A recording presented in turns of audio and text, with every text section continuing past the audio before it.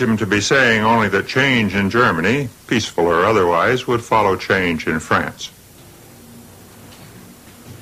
However, the Prussian police were very sensitive men. They decided that this was dangerous stuff. So the first double issue of the yearbook was confiscated at the border. There were now no German readers. There never had been any French readers or contributors. So the publication was obviously in trouble. Marx, by this time, was also quarreling with his fellow editor. So the German-French yearbook came to an end. The first issue was the last. In the next weeks, however, something more important happened. A traveler arrived in Paris and came to see Marx. It was Friedrich Engels. There had been a previous casual encounter, and now they met in a cafe, met again, talked further, and formed what was to be a lifelong bond. Engels would be Marx's editor, collaborator, admirer, and banker of last resort. But Marx's life was not spent talking in the cafes, but in these rooms. Marx now settled down for a period of serious reading and study, perhaps the most intense of his life. This was the time when many of the ideas which were to dominate his later years took form. One I think I should mention in particular. It has variously been called economic determinism or the materialist conception of history. For Keynes, ideas were the motivating force in historical change. Marx carried this a step further back. The accepted ideas of any period are those that serve the dominant economic interest. Political economy starts from labor as the very soul of production, and yet it attributes nothing to labor and everything to private property. Intellectual production changes its character in proportion as material production is changed.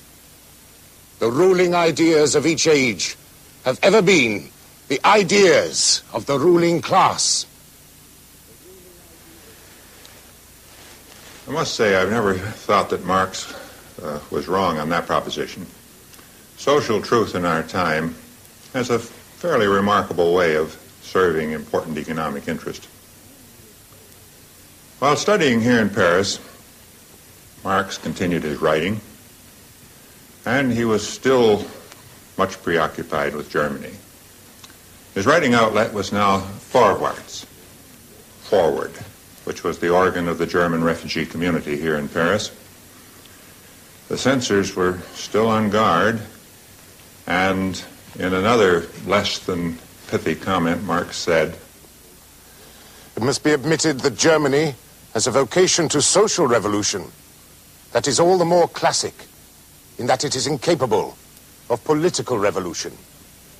Whereas the impotence of the German bourgeoisie is the political impotence of Germany, so the situation of the German proletariat is the social situation of Germany.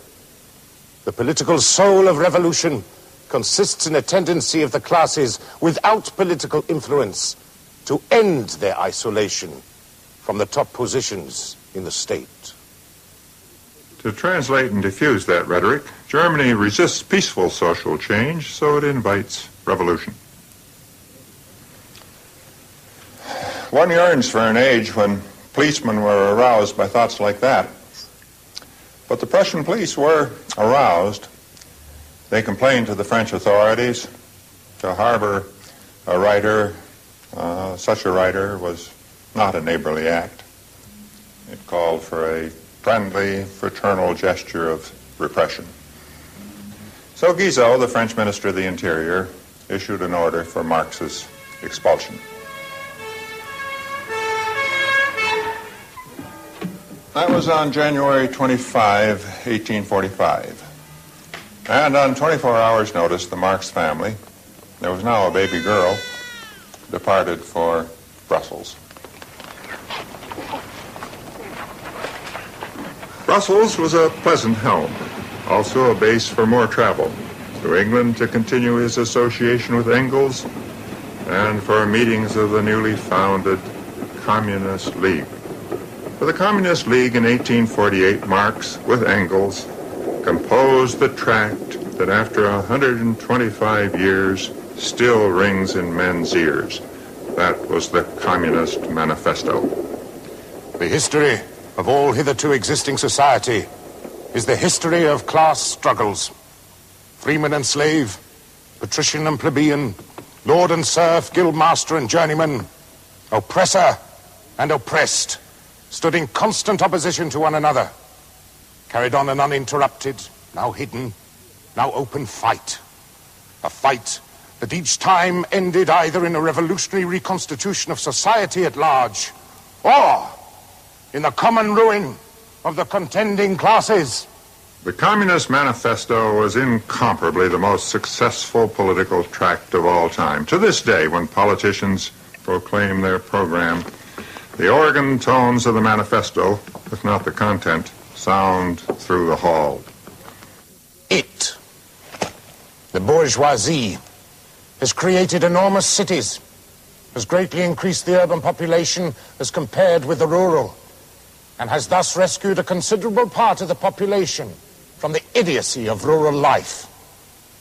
During its rule of scarce 100 years, it has created more massive and more colossal productive forces than have all preceding generations together. The manifesto is not without contradictions. There is, in fact, none between Marx's praise of capitalism and its accomplishments and his promise of its extinction. These are different stages in the historical process. Nor, as pedants have suggested, is there any real conflict between his call for action and the revolution that he held to be inevitable. Why not advance the inevitable? The communists disdain to conceal their views and aims. They openly declare that their ends can be attained only by the forcible overthrow of all existing social conditions. That the ruling classes tremble at a communistic revolution. The proletarians have nothing to lose but their chains. They have a world to win. Working men of all countries, unite. But there is conflict between his immediate program and his hope for revolution.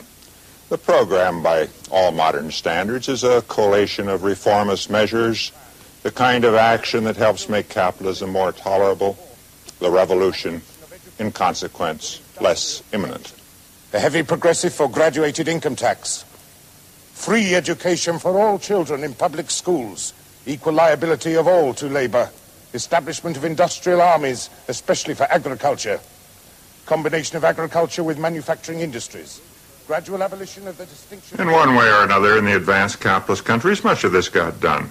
And these reforms did help to take the raw edge off capitalism, did without doubt have the effect of postponing that forcible overthrow of all existing social conditions for which Marx had hoped. Thus did Marx the reformer defeat Marx the revolutionist. The revolution, when it came in those countries, Imperial Russia, China, where the reforms Marx urged were never known.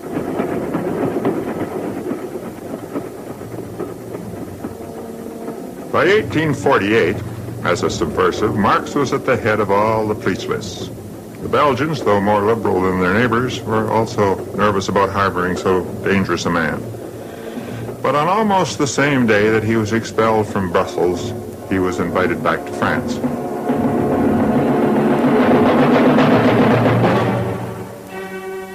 That was because 1848 was the year of revolutions in Berlin, Vienna, Prague, and here in Paris. Many people still connect that year with Marx and the Manifesto. Neither had an appreciable influence. The revolutions came, but the words of the Manifesto were still all but unknown. All revolutions have a geographical center. The French Revolution had its center, its great center on the Place de la Bastille. And the revolution of 1848, for a Marxist, was centered here on the Luxembourg Gardens.